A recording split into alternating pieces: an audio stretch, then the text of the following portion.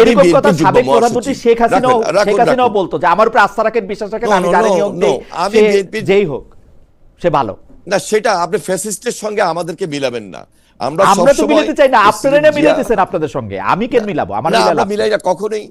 আমাদের তার বিএনপি আওয়ামী লীগ সরকারের এগেইনস্টে 15 বছর ধরে আন্দোলন করে আসছে। 15 বছরের মধ্যে যদি শেষ 7-8 বছরের কথা বলি, যেখানে দিক নির্দেশনামূলক অনেক সংস্কার আমরা আনছি। সর্বপ্রথম 31 দফার কথা আপনারা বলেছেন, 27 দফা 31 দফা আমরা নিয়ে 31 দফার কথা আমাদের সেই 27 দফা এবং 31 দফার ভিত্তিতেই পরবর্তীতে ইন্টেরিয়র গভর্নমেন্ট যে সমস্ত সংস্কারগুলো এনেছে ওটা তো প্রায় হুবহুকরণ অনেকটা।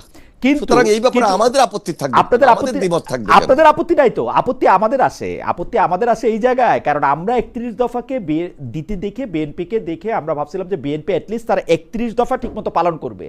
কিন্তু সেই 31 দফায় কি আছে আমি আপনাকে একটু পড়ে শোনাই। 31 দফায় আছে ক্ষমতার ব্যাপক বিকেন্দ্রীকরণের লক্ষ্যে স্থানীয় সরকার প্রতিষ্ঠানগুলিকে অধিকতর স্বাধীন, শক্তিশালী ও ক্ষমতাবান করা হবে। 31 দফা 20 এইটা আছে যে এই প্রতিষ্ঠানগুলিকে জবাবদিহির আওতায় আনা হবে এবং কোনো ধরনের দলীয়করণ করা হবে না। আমি যদি এটাকে প্যারাফ্রেজ করি সেটা, আর যদি অবস্থাটা বলি সেটা হচ্ছে ঢাকা সহ আরো 14 জেলা পরিষদে বিএনপি নেতাদের প্রশাসক হিসেবে দায়িত্ব দিয়েছে সরকার। 2 দফায় সব মিলিয়ে 56 জনকে জেলা পরিষদের প্রশাসকের দায়িত্ব দেওয়া হয়েছে। মনে আছে সবাই বিএনপির জেলা নেতা। আমি আরেকটু বলে নেই এনি ভাই, এর আগে 2 দফায় দেশের 11টা সিটি কর্পোরেশনে প্রশাসক পদে বিএনপি নেতাদের দেওয়া হয়েছে।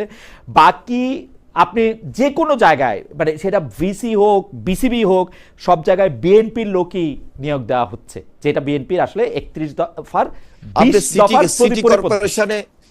সিটি কর্পোরেশনে প্রশাসক দিব, সিটি কর্পোরেশনে প্রশাসক দিব, জেলা পরিষদে প্রশাসক দিব, তো এখানে আপত্তি কেন? আমি তো আপত্তির কিছু দেখি না। দেশের মানুষ আমাদেরকে ম্যান্ডেট দিয়েছে, আমরা সেই ম্যান্ডেট অনুযায়ী আপত্তি দেখেন না। আপনি কি 20 দফার পাঠে আপনি কি 20 দফার পাঠে এইটা দেখেন যে বিএনপি আসলে এই কথা, বিএনপির একজন শীর্ষ নেতা, একজন সাংবাদিকরা এইটা বলবে আমার যার ইচ্ছা আমি বিএনপির লোক নিয়োগ দেব, এটা আপনার আপত্তি কেন? আপনি কি 20 দফার পাঠে এইটা পড়েন? আমি তো এটা পড়ি না। আমি তো দফা 20 দেখি যে বিএনপি দলীয় লোকদের নিয়োগ দিবে না। না না না না না, আপনি আপনি আপনি এখানে শুনেন, দলীয় লোককে আমি দিতে পারি। এই দলীয় লোকটা বসে সেখানে দলীয় অবস্থানে কাজ করে কিনা, সেখানে তো সে নিরপেক্ষতার সহিত কাজ করে যাচ্ছে, সেটা ইম্পর্টেন্ট। আপনি কিভাবে জানেন একটা লোক যখন এই শপথ নেয়, দায়িত্ব নেয়, তখন তার দায়িত্ব হলো, আপনি কিভাবে জানেন?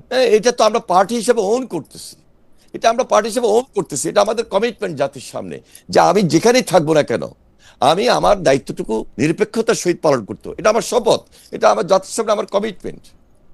সুতরাং আমি XYZ অনেকেই দায়িত্ব দিব।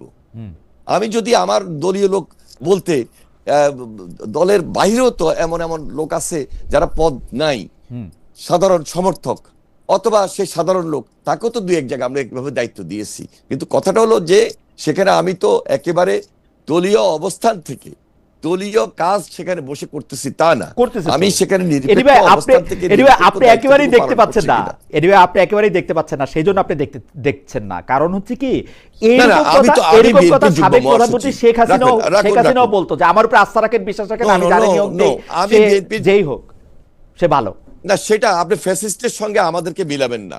আমরা তো মিলাতে চাই না, আপনারা না মিলাতেছেন আপনাদের সঙ্গে, আমি কেন মিলাবো? আমরা মিলাই না কখনোই। আমাদের তারেক রহমান, খালেদা জিয়া রহমানের যে রাজনীতি, এবং আমি আমার মন্ত্রণালয়ের কথা বলছি, আপনি দেখেন আমি পারস্য সম্পদ মন্ত্রী হিসাবে নিরপেক্ষ দায়িত্বটা চালাচ্ছি কিনা, কারণ আমি শপথ নিয়েছি, আমি দায়িত্ব নিয়ে জনসাধারণের জন্য, দেশের জন্য আমি কাজ করব। কিন্তু আমি হয়রাজ বিএনপির যুগ্ম মহাসচিব, যদি আমি নির্বাচিত প্রতিনিধি, তাহলে আমি নির্বাচিত প্রতিনিধি হয়ে আমি মন্ত্রণালয় চালাচ্ছি। আমার মন্ত্রণালয়ে সেখানে সরকারি কর্মকর্তা আমাদের অধীনে যারা রয়েছেন, তারা সেখানে বসে নিরপেক্ষতার সহিত দায়িত্ব পরিচালনা করছেন। এই সরকারি কর্মকর্তা যারা, এরা তো হঠাৎ করে আসে নাই, এরা ধারাবাহিকভাবে এই দেশে পরীক্ষায় উত্তীর্ণ হয়ে বিভিন্ন মন্ত্রণালয়ে কাজ করতে করতে, কেউ সহকারী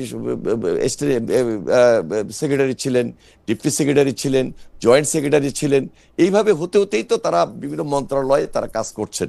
তো এরা কি বিএনপির লোক?